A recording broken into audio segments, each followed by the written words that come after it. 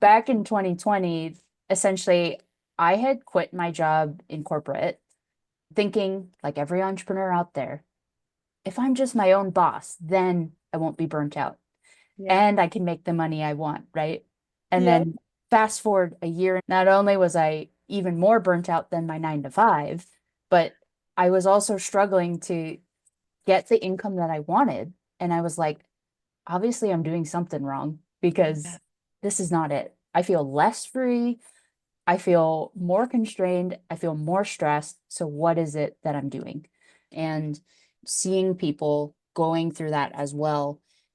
If you were ever there, you know exactly what I'm talking about, where it feels like a never ending cycle that you just can't get out of. Doing what you love while also getting paid what you're worth. That's why we started our businesses in the first place. The more women that I can help get that, that's Mhm. what I'm after. Yeah. Nice. So you started out with some dog trainers. What were some of the things that you helped them with to get to that point of being able to earn what they're worth and still feel free? This is the Dog Sitter's House podcast.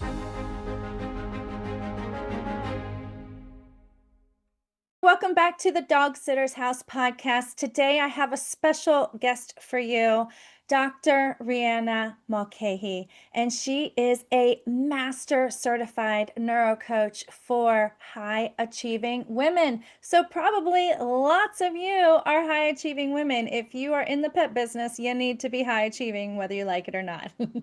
So, Dr. Reana, thank you for joining us. How are you today? I am so good. Thank you so much, April, for having me. I'm excited to serve the dog trainers and the dog people or pet people all out there. I love it. Now, some of you out there might be kind of wondering, like, why do you have a neuro coach on here for pet sitters and dog walkers and things like that? And you're going to see that Dr. Rihanna actually had her first few customers were dog trainers and dog business owners. And there's so much that goes on behind the scenes. And when I say that, I mean up here in your brain and your emotions that affects our businesses in ways that we don't even realize. And I think it's so important that we bring this subject to light for everyone out there so you can kind of examine and go deep into your own neuro mind and start thinking about things. So, Dr. Rihanna is going to help us out with that today, and we appreciate you being here. So, let me first ask you, what got you into being a neuro coach? Well, I will admit, what started me on this journey was a little bit of a selfish reason because I wanted to figure out why the heck I kept ending up in the same results every single time. No Mhm. matter what strategy I had, no matter what new thing I tried, right? Like I kept ending up in this place of burnout where Mhm. it's like, all right, I obviously don't have the income, the clients, the people I want yet. And on top of that, I'm burnt out. So what am I doing wrong? Yeah. And so as I was kind of getting curious on that, I actually stumbled upon this master certified neuro coaching certification. And it talked all about how the neuroscience of how we're wired and how that can really drive every single thought, every single behavior, every single action or inaction that we take, and ultimately the results that we keep getting. And so I joined originally because I was like, I need to fix myself because this is not working. So back in 2020, essentially, I had quit my job in corporate, thinking, like every entrepreneur out there, if I'm just my own boss, then I won't be burnt out Yeah. and I can make the money I want, right? And Yep. then fast forward a year into my coaching business, not only was I even more burnt out than my 9 to 5, but I was also struggling to like get the income that I wanted. And I was like, obviously I'm doing something wrong Yeah. because this is not it. Like I feel less free. I feel more constrained. I feel more stressed. So what is it that I'm doing? And that kind of led me, one step after the other, that led me to getting certified because I was using it to heal myself. Mhm. And people started noticing that. And one thing led to another. And you said my first few customers were or clients were actually dog trainers.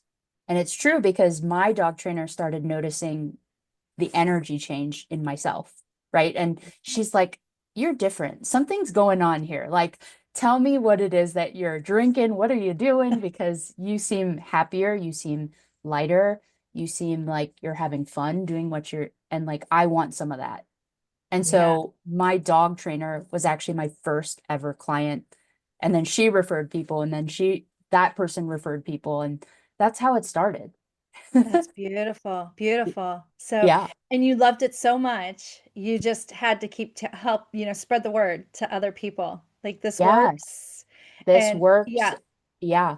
isn't it And something when it's so contagious, when it's like we finally find the key to something we've been struggling with so much and we know other people are struggling with it, then we just want to shout it out to the world. Yeah. yeah, because it was just like, all right, I love doing this.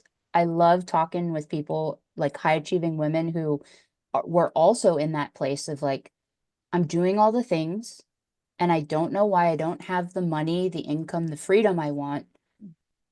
And also, like, I'm miserable. Like, I don't know how to break free of this. And, you know, seeing people going through that as well, it's like, if you were ever there, you know exactly what I'm talking about, where it's like, it feels like a never-ending cycle that you just can't get out of. And, like, doing what you love while also getting paid what you're worth. That's why we started our businesses in the first place. And Mhm. so, the more women that I can just help to be able to get that, that's Mhm. what I'm after. Yeah. Nice. Very good. So you started out with some dog trainers. What were some of the things that you helped them with to get to that point of being able to earn what they're worth and still feel free Yeah. business or, yeah, go ahead. And April, I'm sure you see this all the time, whether it's in your dog business or even just like the clients you help serve. But a lot of it stems of like this innate fear of if I say no to any opportunities, Mm, right? Any boarding clients or any new clients, even though I know I'm not at capacity, then I'm throwing money out the door. mhm, And what happens, right? And so that was driving a lot of people saying yes when they really wanted to say no. That mhm, was a big one. I think the other thing has been like when clients are paying them to train their dogs, there's like this fear of if I say no, or if I set boundaries, or if I set expectations for these people of like, I need you practicing this, this, this, and this, knowing that that's what's going to get these people the results. They were so afraid to do that because it's like, yeah, but they're paying me really good money and I don't want to piss them off. Right. And it's like, oh, so those were two of the biggest like patterns that I always saw in every single dog trainer. And then okay. the So other, they were afraid of upsetting the dog owner because they thought maybe because they were afraid to give them homework. Like they thought if they gave them homework, so basically that the owner would be upset because the owner's thinking, you're the trainer, you fix my dog, not me. Is that what it yes, was? yes. So there was Okay. that piece.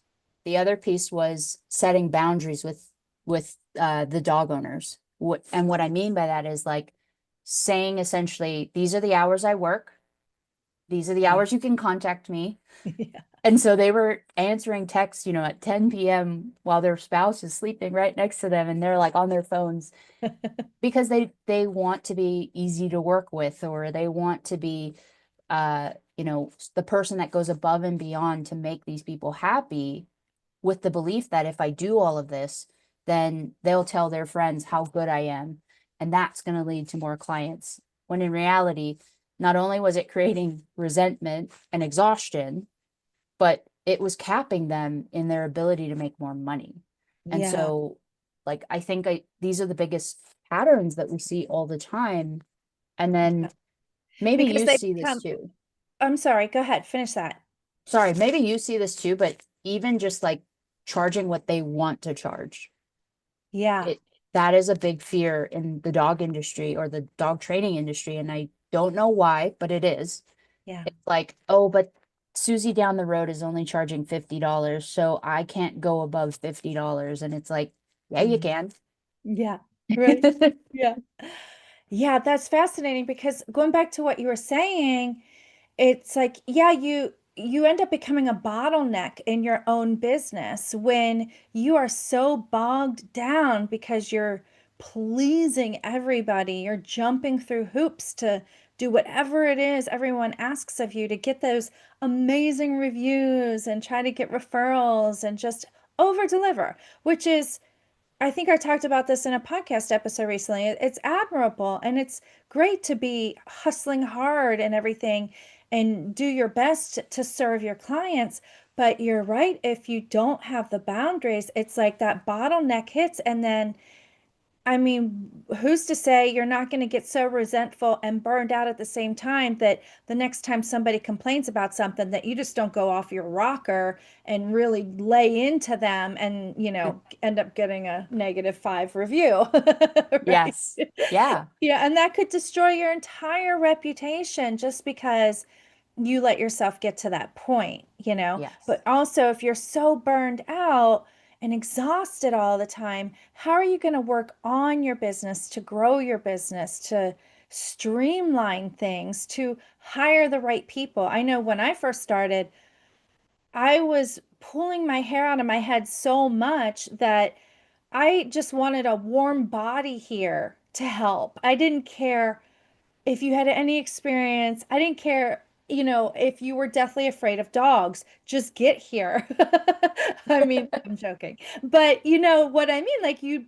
I was the bottleneck. I kept hiring the wrong people because I was desperate and Yes. exhausted. Whereas had I actually been able to stop saying yes to every booking, even though I was already fully booked, then and I said no, I could have taken some downtime and taken some time to actually go through the interviewing process properly and screen people out that Yeah. weren't a good fit, right? So it's okay. So that's where I was going in my head when you were saying all of that. So that's how it applies to me. Now, when it comes to saying, let's dive deeper on that part of saying yes when you really mean no.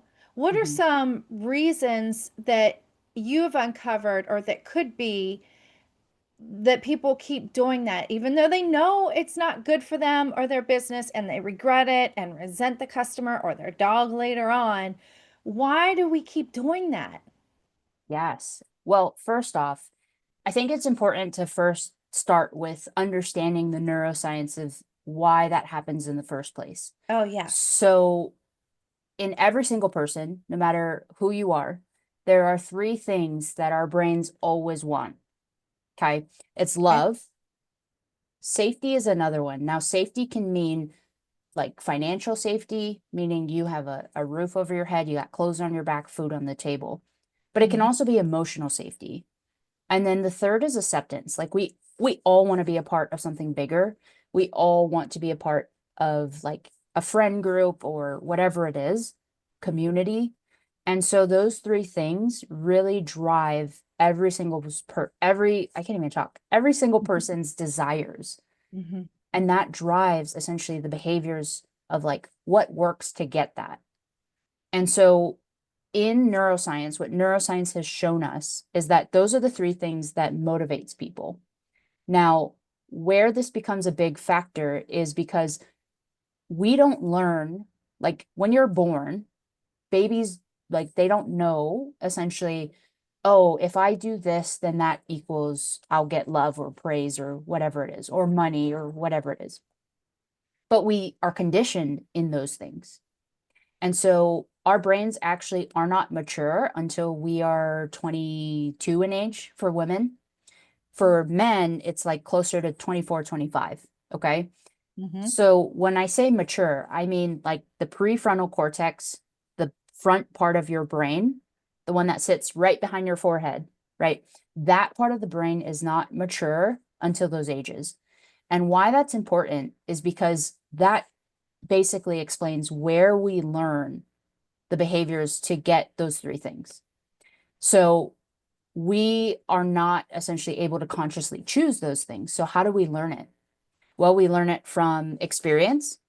So like If I say yes and this person is happy with me, oh, okay, that worked. Let me store that pattern. So growing up, we learn it from experience and observing, right? So what did our parents model for us? What did our teachers model for us? What did society model for us? And then the last one is the stories that we hear, right? Like I'm sure you can probably think of a million times that we hear all the time what professionalism is, right? You got to be professional. Well, what does that even mean? And and oftentimes if you ask someone what does that mean to you, they'll tell you, well, it means customer's always right, or it means Mm, uh that I don't swear in certain settings, right? Or it means all these contextual things. But why do we define it that way? It's because we've learned it that way. And so those, like understanding that piece first can really help people understand, oh, even though logically I know that setting boundaries is better for me and my business, the reason why I can't logically do it is because I've practiced this pattern of saying yes and people pleasing and not setting boundaries for so long, and it's worked for me. That if I go against that, the brain is essentially telling you, you're not safe. You might get kicked out of the tribe here, right? Like you might get your reputation ruined, and that means you won't get money on the table. And that means you're getting kicked out of the tribe. You're going to be homeless. You're going to be starving, right? Like our brain's going Nobody will to love that. you. Yes. And that is why so many people, even though they logically know it, they practice these patterns for 20 something years, and why it's so dang hard to break it because it's happening without you even knowing. Mm-hmm. And Yeah. and Yeah. that is really what drives that. Yeah.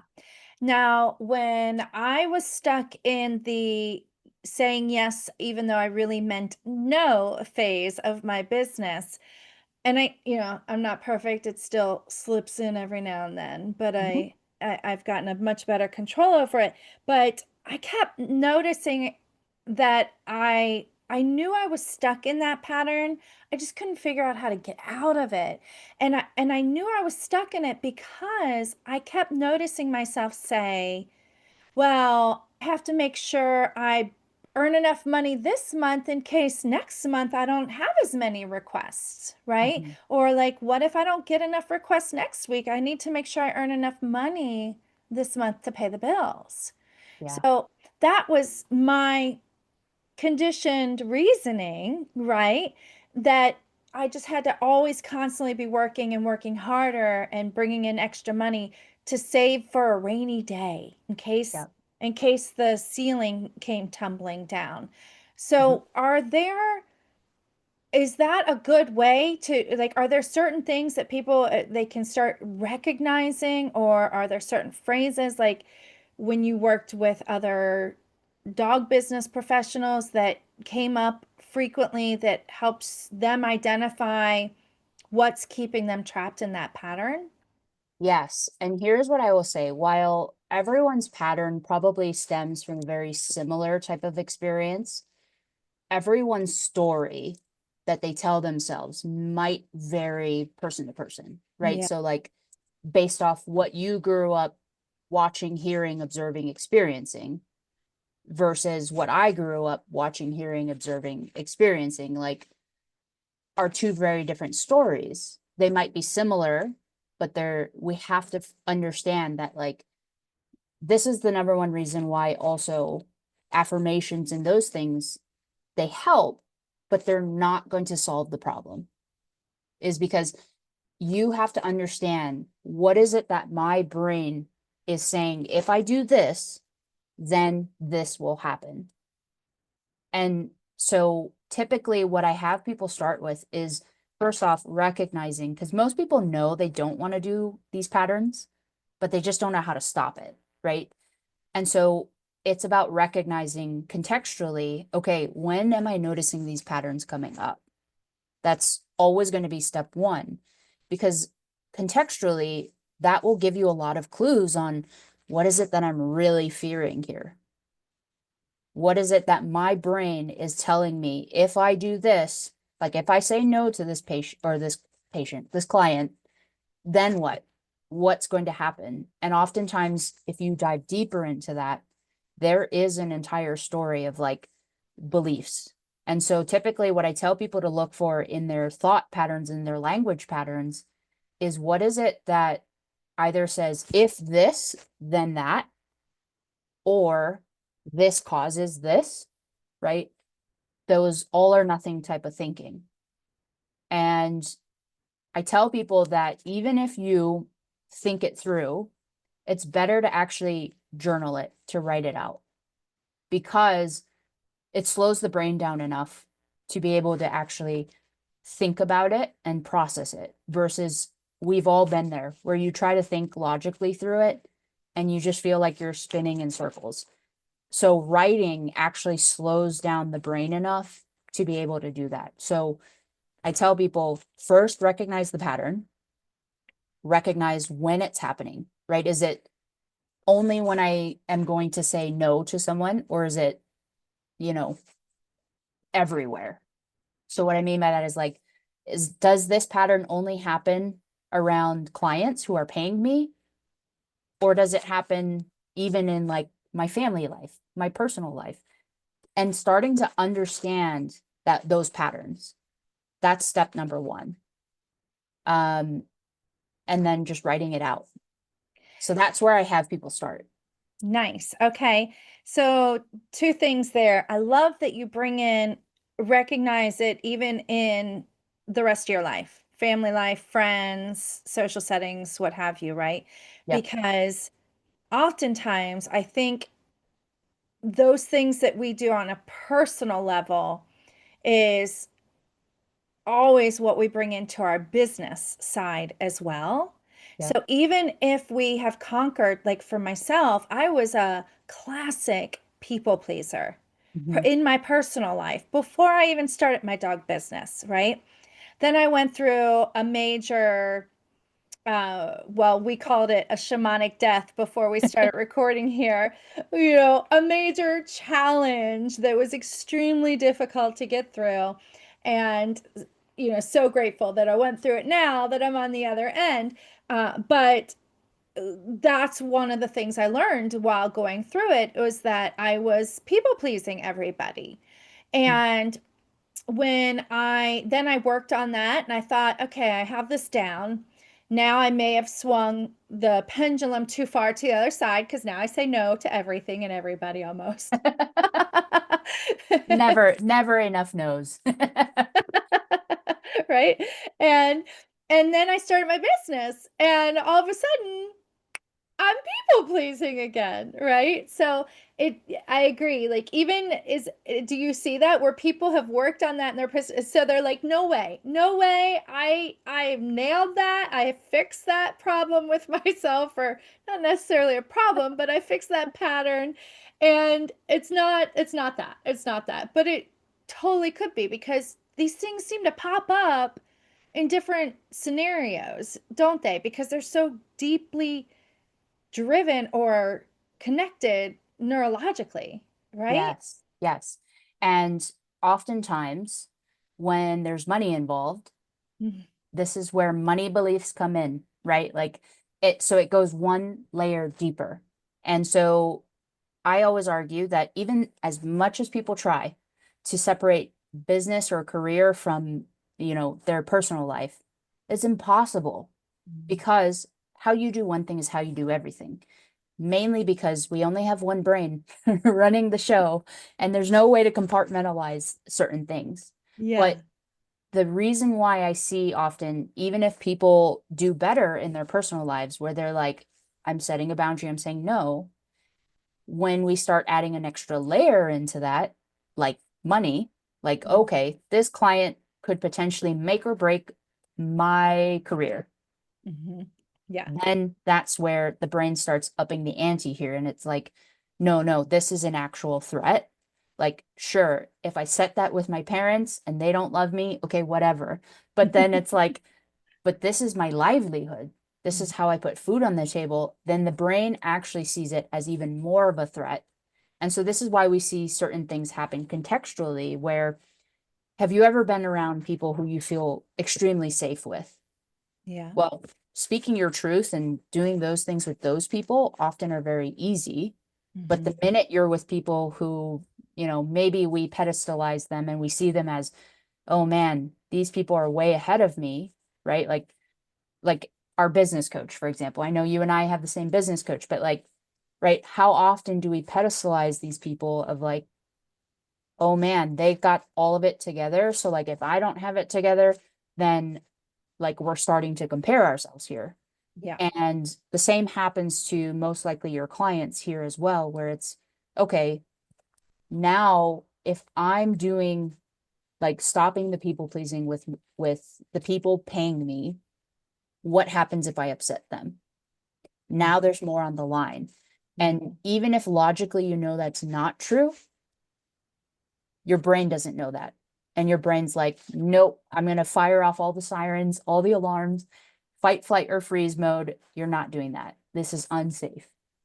And Yeah. so this is where the reason why it's so important to know when it's happening contextually can also take you one level or one layer deeper than just knowing that I'm a people pleaser, because now you start to also see where other beliefs kind of intertwine with the behaviors, if that makes sense. Oh yeah. That clears up a lot of things for me as to why it popped back up in my business world because I mean, you hit the nail on the head because it was the financial connection Mhm. that now came into play when I had to say no, and that was too hard for me to say no to, right? Yeah. So, yeah. Okay, so you speaking of, you said our relationship with money. I know what you mean. I know plenty of people out there probably know what you mean, but just in case some people do not know what you mean, what the heck does it mean to have a relationship with money and how does it show up in high achieving women? Yes. Especially if you run your own business. Like it's a little bit different if you're in a 9 to 5 career and it's like I'm on salary. But when you run your own business, like the women that you serve, then it's a little more on the line, so to speak, of it's what I deliver equals what I get. And that's a relationship with money. So when I say relationship with money, it's essentially how do you perceive money? How do you like see it as what actions do you need to take that will give you money or not give you money, right? What do you remember hearing, seeing, believing about money? Like money doesn't grow on trees, you got to work hard, like all of these stories, which are Mm. perceptions, and that fuels your relationship with money. So oftentimes, so many of us grew up in households where we learn those stories. And it's so hard to break the pattern because just like the people pleasing patterns, that is also a belief that we just learn to accept as is because it's all we've ever known, all we've ever seen. And it really adds another layer to the problem because it's like now not only is the people pleasing around making your clients happy, but it goes one level deeper where it's like, and if I make my clients happy, then that means they will refer people. That means they will leave 5-star reviews, which why do we want that? Because we believe that that leads to more money. Yeah. And so it's this like, it's like if you pull out a yarn, right? It's like Yeah. we keep going and now it's one level deeper. And this is why it becomes so hard to just like cut the cord and say no, Right. even though Yeah. you logically want to. Yes. This is why it's hard. Yeah. Yeah, it's hard to see this for yourself. That's why I think it's so important that you get a coach or a mentor or somebody, because these are the things, even for us, even if we know about this stuff, if we don't have somebody else looking in from the outside to point things out to us, then it's really hard for our own selves to see it in our own self, right? Yeah. But it's like these moments where I could ask people, okay, is that a fact? You know, they might say something and then I stop them and go, is that a fact or is that just a belief? Right. Right? Because Right. a belief doesn't automatically mean it's a fact. Right? So, how do people, is that even possible for people to do on their own? To, in fact, I think you have some sort of system, some methodology that Yeah, can help people with this. Do you want to talk about that? absolutely. Yes. And I know you were going to link that up later in the show notes so It'll that, be in the description. Yeah. yeah. And for the people listening, that will walk you through step by step exactly what I'm going to talk about here. Okay. But what this does is, in order to break free from it, in order to break free from anything, we have to first know, why is it happening? And taking the invisible and making it visible, right? Because, like you said, it can be very hard to see, because when you're in it, it just feels the way things, like, it is the way it is. It feels like truth. And so it's like, well, if it feels like truth, how do I break free from that? And so typically, there's two ways that we can access this. Okay. So I kind of look at it as like, there's this way into like the steps, and then there's this way into the steps. It doesn't matter which way you enter. So I want to first preface it with that, because some people are very conscientious of what their thoughts are, and some people aren't. And that's okay. It's the first way is to access it through the thoughts, which we kind of touched on here a little bit. And so, how do you do that? You first start by looking at, what are the things that are like, I keep hitting against. So, what patterns do I keep experiencing? And I'm just like, God, why do I keep doing this? What is wrong with me? Right? Like, Yeah, that's what we say I, to ourselves. What is wrong with me?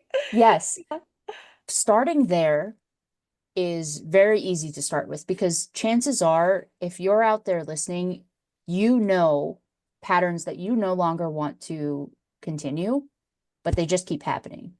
So starting there is going to be step one.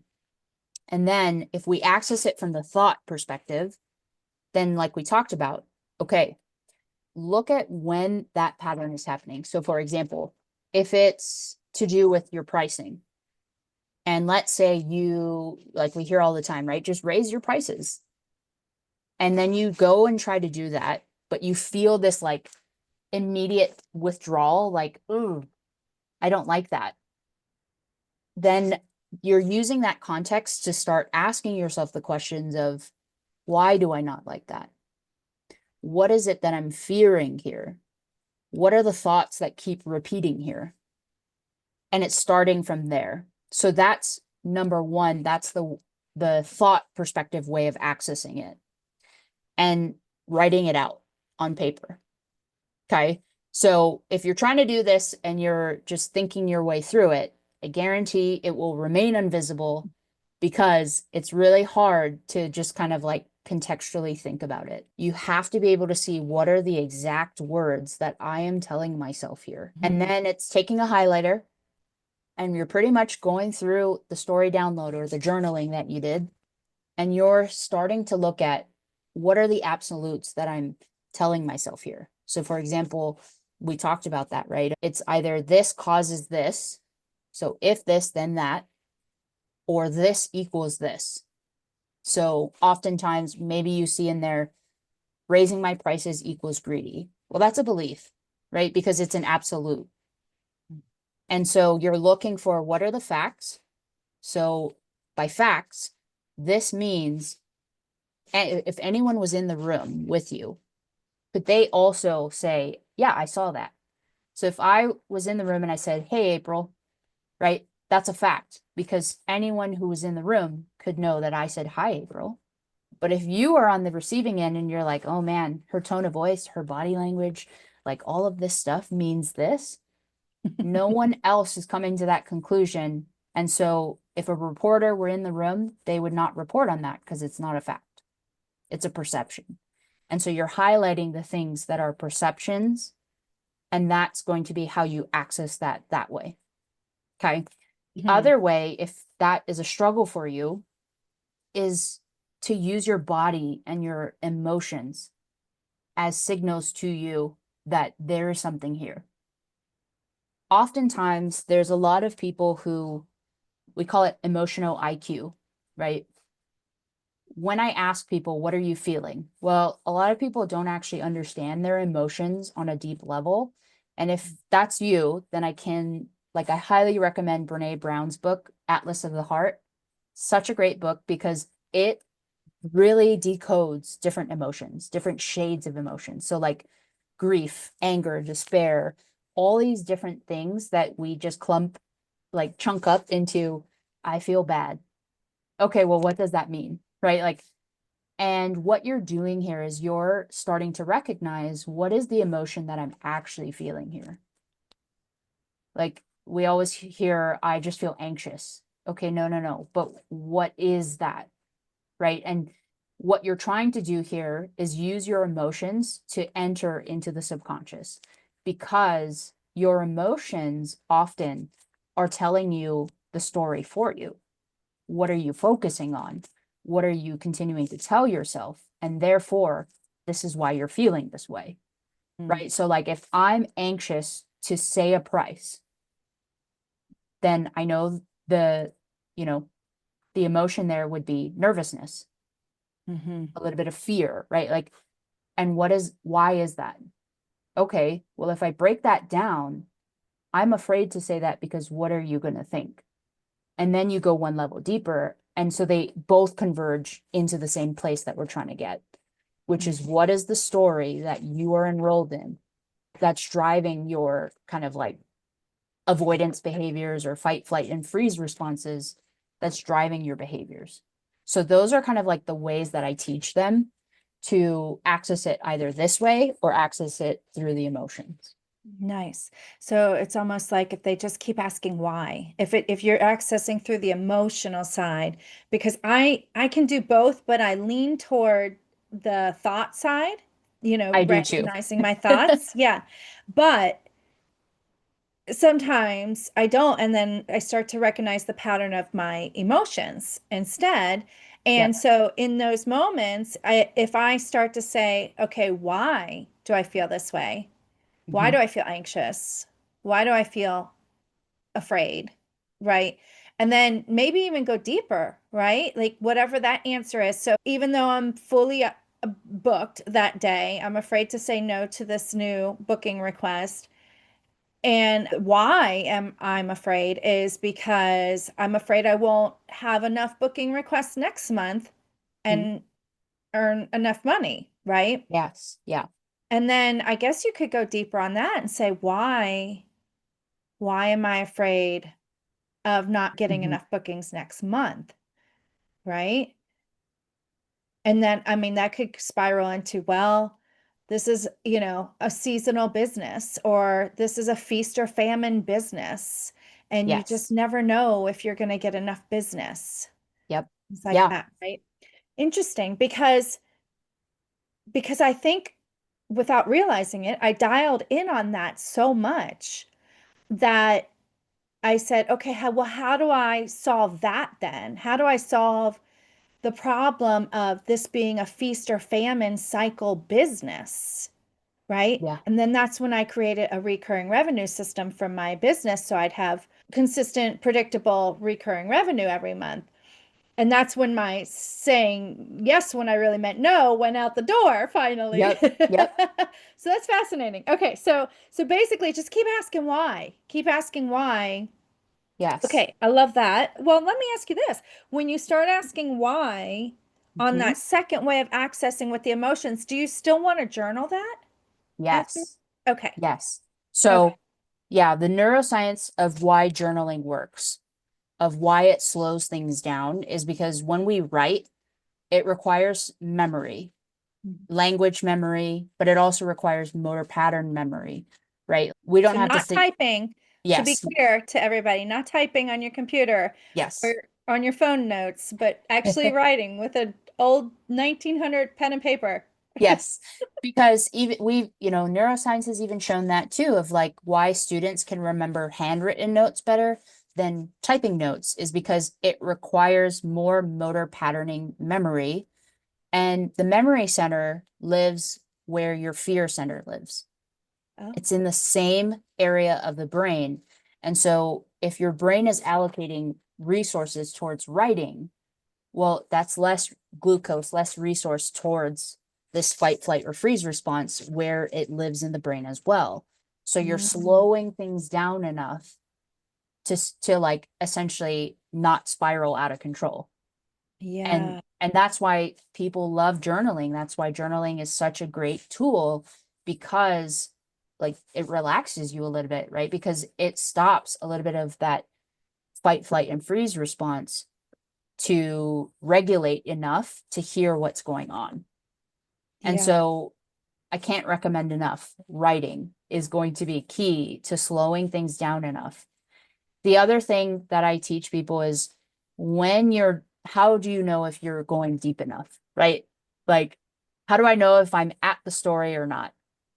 The origin. Essentially, yeah, Yeah. as you go through things, you're going to hear your brain say a lot of times, I don't know.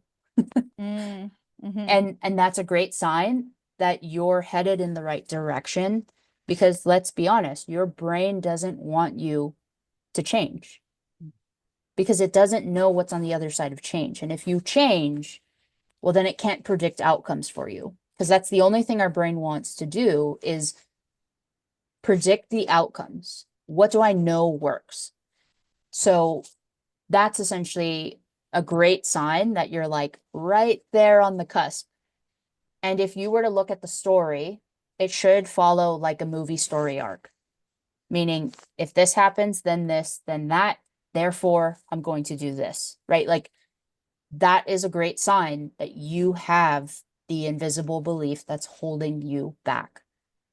Can you go deeper on that? I'm not entirely sure I follow you. So the movie arc story part. So this, then this, and that. What do you mean exactly by that? Especially for those who don't understand the movie arc. Yeah. So it should essentially be like almost like a full, complete story, Okay, like a circle. like a circle, right? Okay. Like essentially you're saying that, okay, this action will lead to that. And therefore, I'm going to do this instead, right? Like, Okay. so I don't know if movie arc is, but a complete circle where it's like, Okay. okay, now I see why this is a cycle for me. Okay. Okay. Yeah. So, okay. Let's see if I'm trying to apply it to an example. Hmm. Do you have any examples of people you've helped, like something that comes up for with your clients, whether they're pet business owners or not? Yes. So, like, I have just finished up with, she's not really a pet business owner, but she is a physical therapist for canines. Oh, Okay. And so her story that she had was that essentially asking the price that she wants is greedy. mm, But that wasn't the story that we started off with.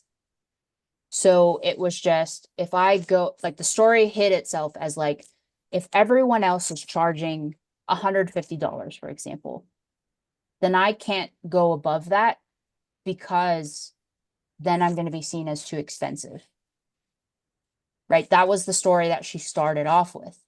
okay. Now, as we dug deeper, there was a story around a relationship with money, that asking for more money equals greedy. Like it's Mm, already expensive to own a dog. So if I'm asking for more, then it means I don't actually care about them. And therefore, I am greedy. And wow. so the finishing part of the cycle was, therefore, I'm not going to ask for anything higher. In fact, I'm going to go lower. I'm gonna offer discounts. Yes. Yes. And so this is her biggest problem, was it was just an automatic knee-jerk reaction of any time someone even showed hesitation around a price, she's like, well, if you book with me, then here's what I'm offering, right? Like knee-jerk reaction. And then when she comes to like the logical part of her brain, she's like, God, why did I do that?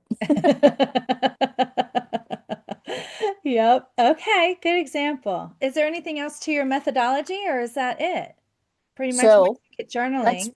that's pretty much what I have them do. Now there are question prompts in that PDF that can help them go deeper. But Okay. essentially, like you said, it is about just digging deeper of like, okay, what am I actually afraid of here? Hmm. What is it that my brain is saying, if I do this, what's going to happen? Like, Hmm. what is the worst case scenario that could happen? And those are kind of the big questions to start getting deeper and deeper and deeper of like, what is it that I'm actually afraid of? Kind of like what you said. And that will often lead to that all or nothing belief. Okay. So when you identify it though, what then? What then is it's about learning brain-based tools to start neurohacking and dismantling that. So the beautiful thing about our brains is that we have what's called neuroplasticity, meaning we can change, right? We all have had experiences where maybe we developed a limp because we sprained our ankle.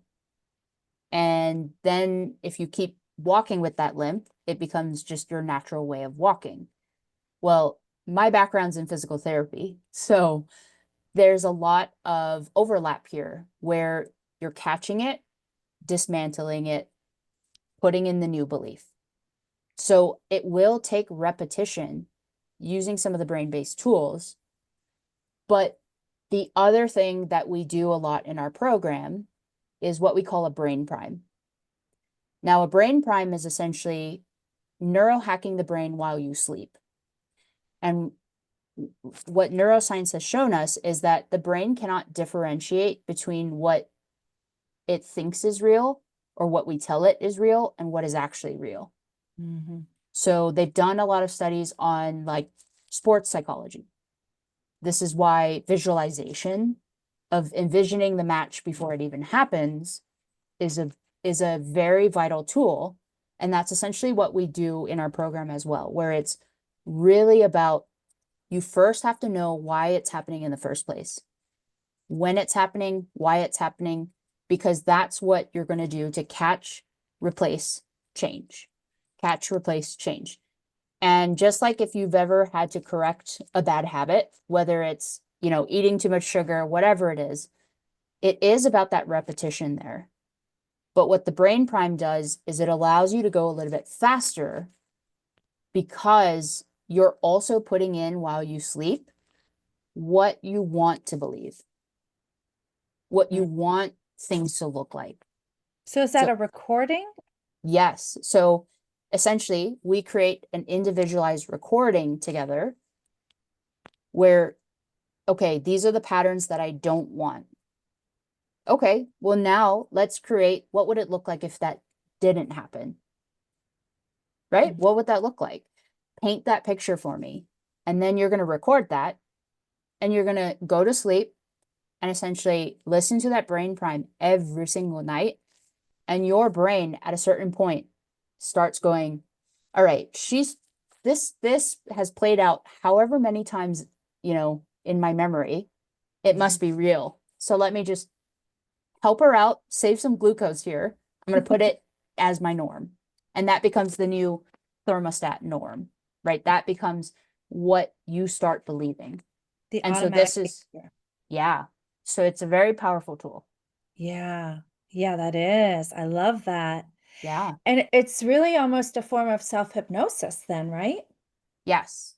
Okay. Yes. And isn't, So, oh, go ahead. oh no, what were you going to say? Sorry. Well, I was going to ask isn't, I could be wrong, but I thought I heard somewhere, isn't hypnosis the second best way to reprogram your neuroplasticity? Yes, it Okay. is.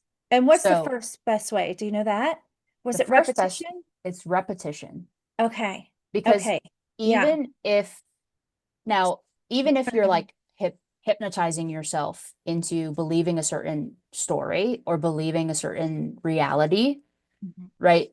It does you no good if you're not aware of when it's happening so that you can catch it and get the repetition of like, okay, here I'm starting to notice I'm going into this like, I want to say yes, even though I want to say no. And then it's about catching that in real time. So I would argue that it requires both. Yeah. Okay. Okay. Yeah, that's interesting because I found in when I went through that whole shamanic death in my personal life that I spoke about earlier, I discovered all these beliefs and perceptions that I had that was keeping me in fight or flight mode all the time. Hmm. And I changed those beliefs. Wrote out opposite, more positive beliefs that I wanted to have. And then I literally post-it noted around the whole house. Yeah. There's new beliefs, Yes. which was funny because I was dating at the time and they thought that was pretty odd if they ever came to my house. It's like you are worthy. You yeah, yeah. I love it. Yes, grow through what you go through, Yes. things like that, right? And and I've said this before on my podcast, but it's so true and I love it. I can't say it enough. The whole universal law of synchronicity, it would be when I'm sitting there feeling self-pity or upset about something I'm going through and thinking like, how am I ever going to get through this? I'm the only one who's ever experienced this, poor little me. And then I look up and I see my grow through what you go through sign, and I'm like, yes, I need to grow through this. How can I grow from this? And just that shift of thinking, how can I grow from this instead of why me, Hmm. sets you on a whole different trajectory.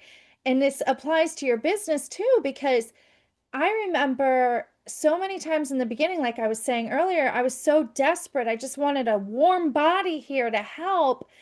And I kept hiring the wrong people, and then they kept ghosting and not showing up at work or calling off at the last second. Hmm. And I'd get so frustrated. And Yeah. then I would stop myself and go, okay, grow through what you go through. Or I'd look up and see my little sign and I changed that thinking to being frustrated and why are people, I went into my whole story. Why are people like this? Like all of a sudden now everybody is irresponsible in my mind because I'm frustrated and I just Yeah. go to that story when we all know that's not true. I shifted it to what can I do better? What can I do to grow through this? What can I do to control this situation that might make it better next time I hire somebody? So that's wonderful. I love that. And then the recording part, oh my gosh, I'm gonna have to try that. Yeah. Yeah. Yeah. Give Uh, it a try. And like, even if someone's out there and they're listening and they're like, I could probably do that myself. Yeah, you probably could. And at the same time, here's what I will say is the mistake that I see all the time is sometimes people don't go deep enough to first gain the awareness of what is the story that's actually holding me back. And mhm. those ones are the hardest to see because they live in your mental blind spots. So you have to make sure, and this is why if you have ever tried affirmations in the past and you're like, they never work. Well, it might be because it's not the right belief that's actually driving the bus here. Yeah. And so you might have to just try again to just like a health diagnosis. Like you could try something, and if it's still not working, well, then we got to go back to the drawing board. Maybe we misdiagnosed this, right? Hmm. And so maybe you are attacking, not attacking, but like, you know what I mean by that, of Addressing, yeah. maybe you're addressing the wrong limiting belief here, or it's not deep enough. Like you haven't actually gotten to the root of it. And so then it's going back through that PDF, the steps again, to see, can I go one level deeper? And so I do want to preface that of like the ones that are the hardest to break free from are often the ones that you relate with as just the way it is, as truth, as this is like it will feel 100% real, like 100% fact. Hmm. So it really is about learning to question everything because the exercise I sometimes give some of my clients, if they go through the steps and they're still like, I don't know if this is the right one because I still feel a certain way, is it either means you need more reps or it means you're not at the right one. Mm. And yeah, so it is about asking, like, if there was a baby in front of you, like we just had our son, he's almost a year now, Huh? but I sometimes ask myself that of like, okay, like when they come in and they're just this innocent being, like, do you think they're out there thinking the same things? Probably not. And so it's like, it's really just about questioning every single, the way you look at everything. hmm And that's the hardest one to discover because you don't even realize that it's something that you 100% believe as fact, even though Yeah. it's not, right? Yeah. That's why it's so good to have somebody like you or a coach or a mentor, somebody who's kind of trained to see these things or be cognitive of when these belief systems pop up and the different ways that you might relay them so Yeah. that they can catch them and go, stop right there. Yeah. Is that fact or is that fiction? Did Yes. you just make that up or is this just something you heard so many times you just take it as fact, even though like who told you that? Like who told them that? How'd they learn that? Whatever it is, right? Whatever the belief Yeah. is. Yeah. Okay. Yeah. I And love that. so that is like, the last ditch effort is just to see what do I keep attracting into my life? Mm, Because that's a great sign that essentially, hey, there might be a subconscious belief here that I am enrolling in that I don't even realize and I keep attracting. And you mentioned an example in your own life where I kept hiring the wrong people and then I just assumed that meant there's no good workers out there. Right. And it's like, well, you keep attracting that because subconsciously there's that belief of it's really hard to find good workers. yeah. Or we see this in relationships all the time, right? It's like there's no good men out there, right? Like, and if you haven't healed from those things and you still subconsciously hold a story along those lines, well, what do you typically attract? The wrong type of people. And same is true in your business. Absolutely. Customers too, right? Customers too. Yeah, I see that pattern a lot with pet business owners because they're attracting all of these customers that are constantly asking them to give them a discount or stay open late or if they can drop off early or whatever. The needy clients. Yeah. Yes, yes. And, people start to believe that's all that's out there and they get so frustrated. And so, yeah, and that's could totally be something that you're attracting and you don't even realize it because of your belief system. So that's amazing. Yeah. Let me go back to you were talking about um, the hardest thing is to change the beliefs and get to the root, really, belief Mhm. of, what it is in order to change it.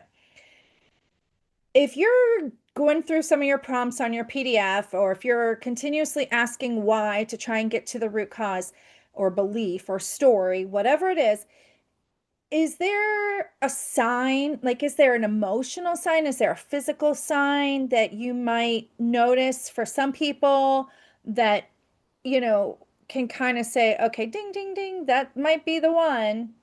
Yeah. Typically, when I'm with my clients and I call it the I want to throw a shoe at you moment.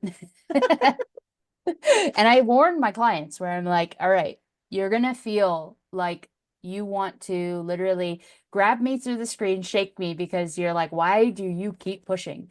That's a great sign. You're right on the cusp. That's a great sign. Yes. So it's like this emotional, visceral response that feels almost like if you've ever been interrogated by your parents or someone and you're just like, God, just stop asking me questions and you feel irritated. That's a great sign that you're right on the cusp because guess what? This is your brain's way of pulling the emergency e-brake. It's like, stop. Don't Yes. ask me any more damn questions. Yes. Do not enter. Do not enter. So that's like a one is like you're watching for those visceral reactions Okay. because that's a great sign. It's like your brain, your nervous system is literally like, no, stop. Yeah. So Don't dig anymore. So Yeah. if you find yourself getting defensive or Mhm. frustrated or angry that someone keeps pushing you further, about something, that's a sign that that's Yeah. actually where you need to keep pushing Yes. and going So deep. that's how you know you're on the right track. Now you Yeah. ask, how do I know if I'm at the root of it? Well, that irritation changes. And Mm. after the I want to throw a shoe at you moment is what I call it, is the breakthrough where people are just like, it's almost like this moment of clarity. And if you've ever had a moment of clarity where you're just like, oh my God, like I I can't believe it. I can't believe this is what I've been thinking, saying, doing. Yeah. Well, most times they know what they're doing, but I can't believe this is what I've been telling myself this entire time. And that is the number one statement I get all the time. I had no idea that this story was going on in the background. Yeah. And that's how you know, right? When it goes from irritation to just this like, whoa, that's where you know you're most likely at the root. What are some signs that you do have some invisible beliefs that are causing you some challenges that are stunting your growth in your business, your personal growth, your business growth, all of that?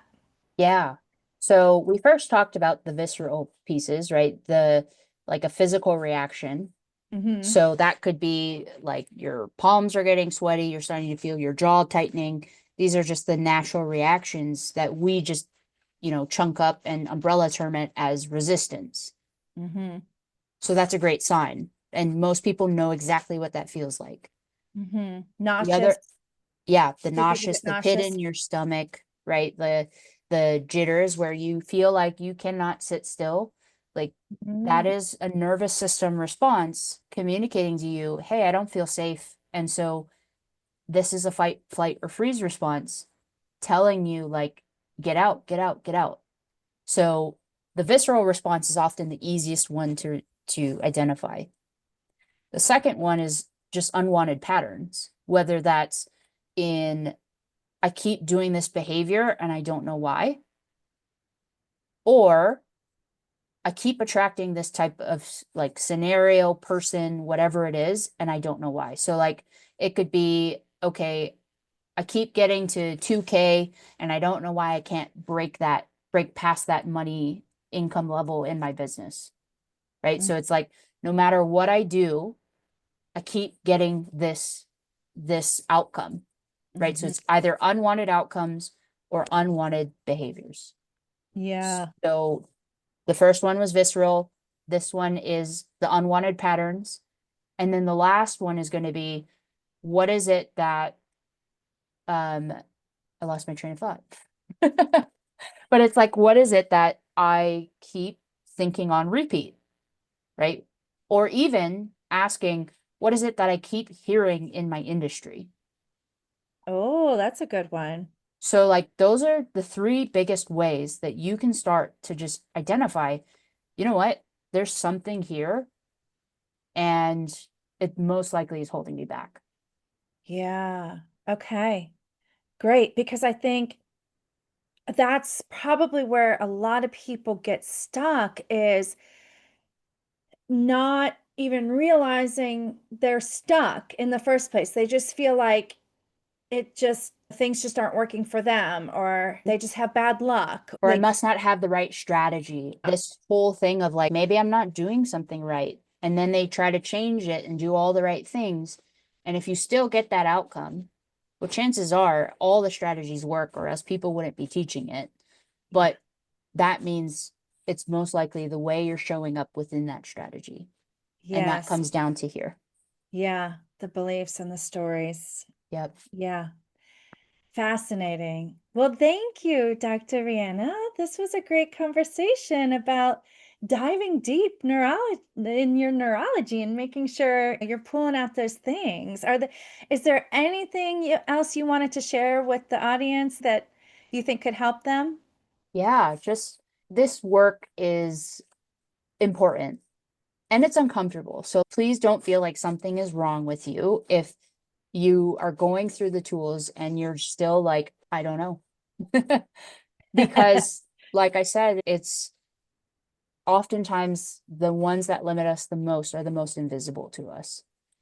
And so I can't emphasize enough that part of one of the most courageous things that you could ever do as a business owner, but even just in your own personal life, is asking for help Mm. when you need it. And it doesn't make you weak. In fact, it makes you brave for at least saying something's not working and I just don't know what it is.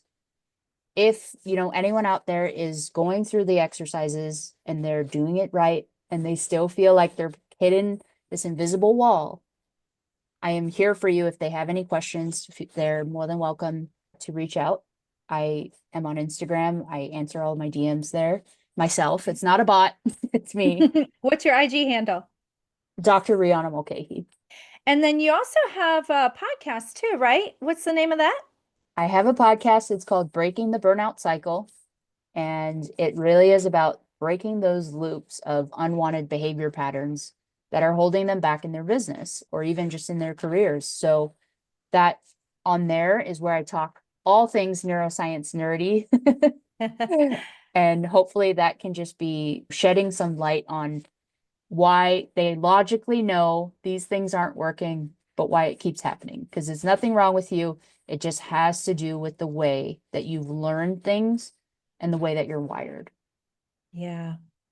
Wonderful. Well, we'll make sure we put all of your links in the description so people can find your podcast. They can get your free PDF with your prompts to dive deep on Mhm. discovering those invisible beliefs and changing them. And if anybody wants to work with you, they can reach out to you private message through IG.